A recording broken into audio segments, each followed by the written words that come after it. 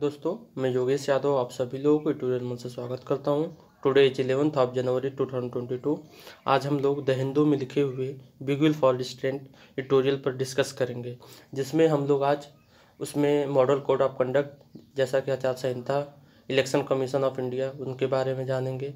और हमें model code of conduct जब लागू हो जाता है तब क्या कैसे रहना चाहिए और पॉलिटिकल पार्टीज़ को क्या क्या करना चाहिए और क्या नहीं करना चाहिए उसके बारे में हम डिस्कस करेंगे। Let's start for today.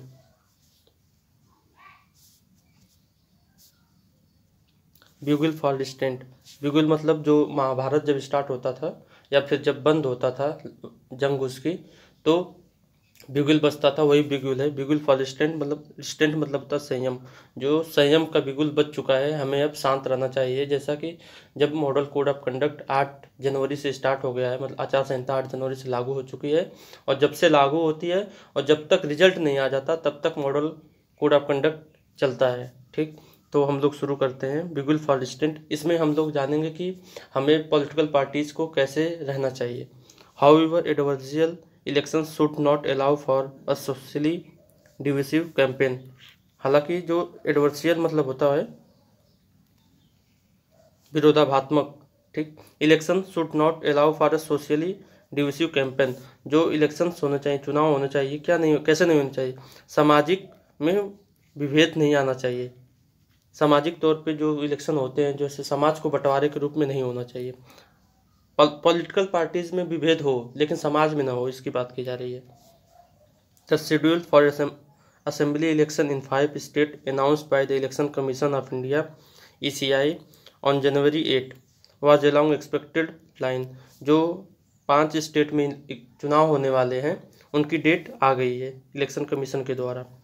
Polling will begin in Uttar Pradesh on February 10 and end on March 7 spanning 7 phases.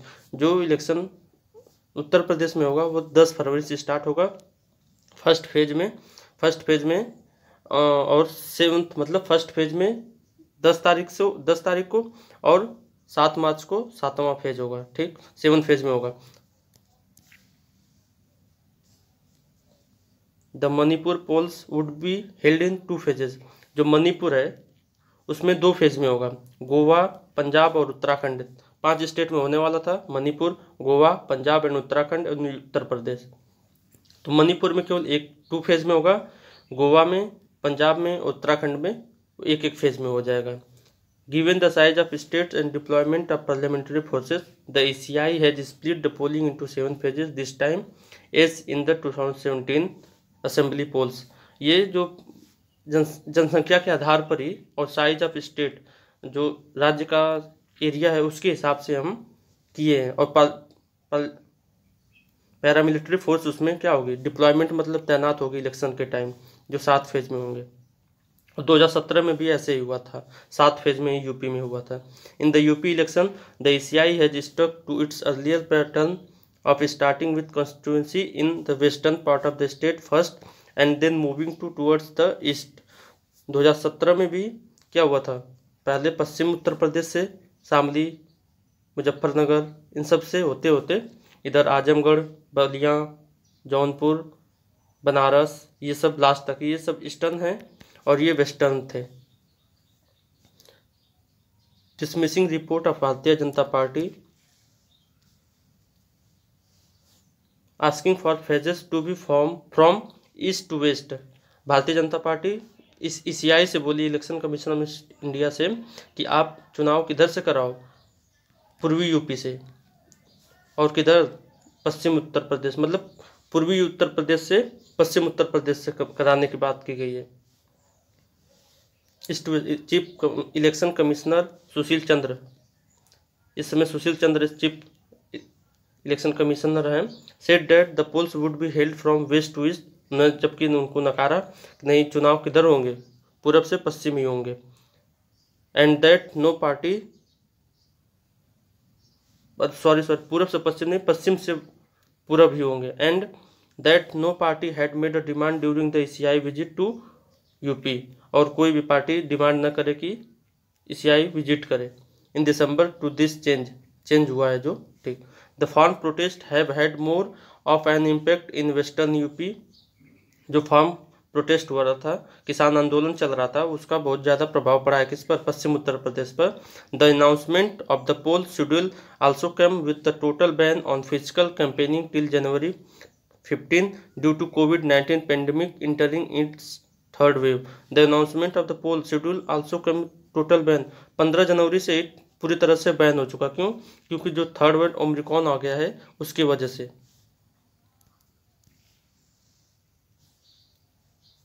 The ACI plans on reviewing the situation, including prevailing positivity rates in states, before deciding on allowing any rallies after January 15।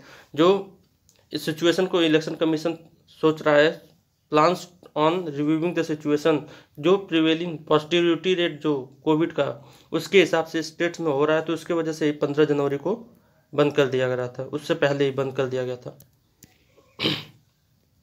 Till then, candidates and parties have been encouraged to use online way to reach out to voters, throwing a challenge to election authorities on enforcing the Model Code of Conduct (MCC) and monitoring expenditure। जो तब तक क्या करें, candidate और parties, जो भी candidates MLA होंगे, MLA बनने के लिए होंगे, और पार्टीज कोई भी पार्टी, चाहे समाजवादी पार्टी हो, भारतीय जनता पार्टी हो, कांग्रेस हो, बहुजन समाजवादी पार्टी हो, सब क्या करें, ऑनलाइन वे करें, ऑनलाइन तरीके से अपने वोटर्स के पास पहुँचे, समझें। Throwing a challenge to the election commission authorities to enforcing. और ये क्या कर रहे हैं कि थ्रोइंग अ चैलेंज कर रहे हैं किसको, एमसीसी को, मॉडल कोड ऑफ कंडक्ट, और इलेक्शन कमीशन को, कि कैसे अगर ऑनलाइन भी कर रहे हैं तो ऑनलाइन भी हम किसी पार्टी को तो कुछ बोल सकते हैं, लेकिन कोई धार्मिक या कुछ ऐसा जातिगत प्रचार नहीं कर सकते। Considering the fact that several emotive and controversial issues are at play, this is going to be tough test for ECI। Considering the fact several भावपूर्ण और कंट्रोवर्शियल विरोधाभासक इश्यू क्या है, चल रहे हैं दोनों इस समय, और क्या है ECI के लिए एक बहुत टफ टेस्ट है कि कैसे संयम रखकर और कैसे एक फ्रेश इलेक्शन कराया जाए।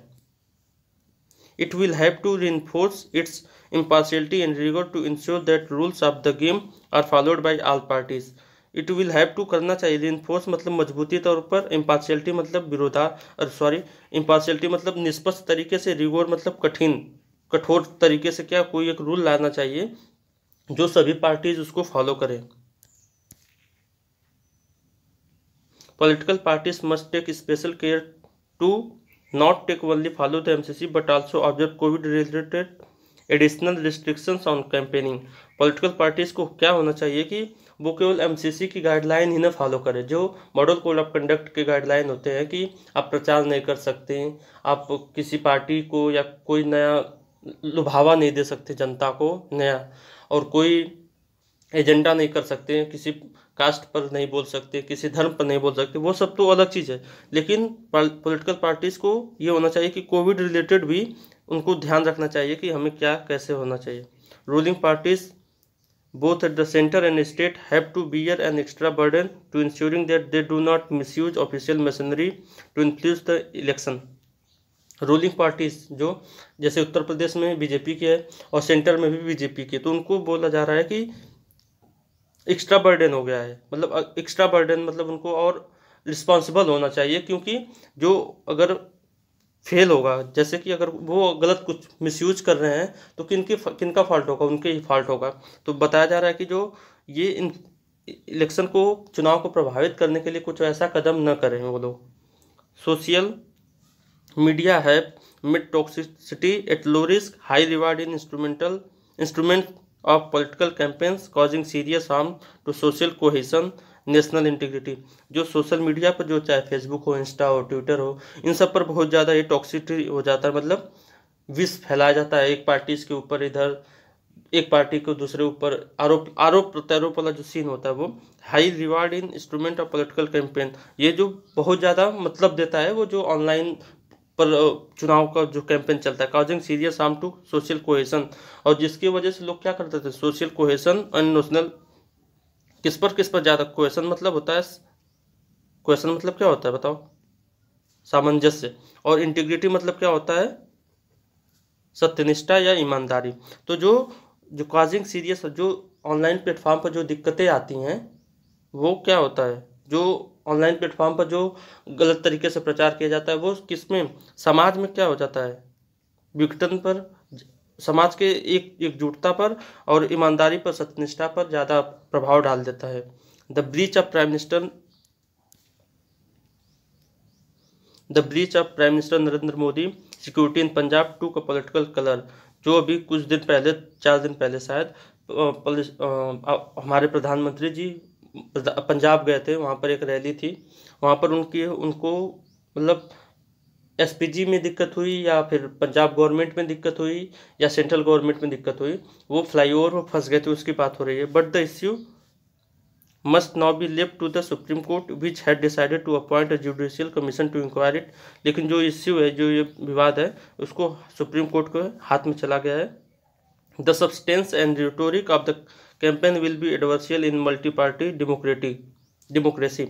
द सब्सटेंस जो and rhetoric of the campaign, जो बोला जाता है, लुभावना भाषा बोली जाती है, रिटोरिक मतलब लुभावना भाषा हो जाएगी, और सब्सटेंस मतलब हो जाएगा जैसे कि हम कोई प्रलोभन दे रहे हैं या फिर कोई मुद्दे की बात कर रहे हैं, वो will be adversarial in multi party democracy. ये सब क्या है, adversarial in multi party democracy. हमारा देश कैसा है, एक पार्टी का नहीं, इसमें हर पार्टी है, तो उनकी बात करो। But they need not and must not be social divisive. अब बोला जा रहा है कि जो भी तंज कसते हैं लोग एक पार्टी के ऊपर दूसरे पार्टी के ऊपर, ठीक है, ये जरूरी है डेमोक्रेसी में, लोकतंत्र में, बट कोई बहुत ज़्यादा भी जरूरी नहीं है। दे नीड नॉट, कोई ज़रूरत भी नहीं है। Must not be social divisive, और ये कि एकदम सोशल सामाजिक विघटन नहीं होना चाहिए। उसके वजह से जो ये लोग पार्टीज के ऊपर आरोप प्रत्यारोप लगाते हैं वो तो ठीक है, लोकतंत्र में होता है, लेकिन जो उसके वजह से समाज पर प्रभाव नहीं पड़ना चाहिए। The election must be celebration of democracy and not a threat to it. जो इलेक्शन होता है मस्ट बी होना चाहिए, क्या, सेलिब्रेशन, उत्सव होना चाहिए लोकतंत्र का, नहीं कि डर होना चाहिए। जो चुनाव होता है, चुनाव क्या होना चाहिए, सेलिब्रेशन, उत्सव होना चाहिए लोकतंत्र का, ना कि कोई एक डर होना चाहिए। Thank you for today. और आज हम लोग एमसीसी के बारे में, मॉडल कोड ऑफ कंडक्ट के बारे में रात में एक वीडियो आएगी 8-10 के करीब, तो उसको हम देखते हैं। Thank you for today.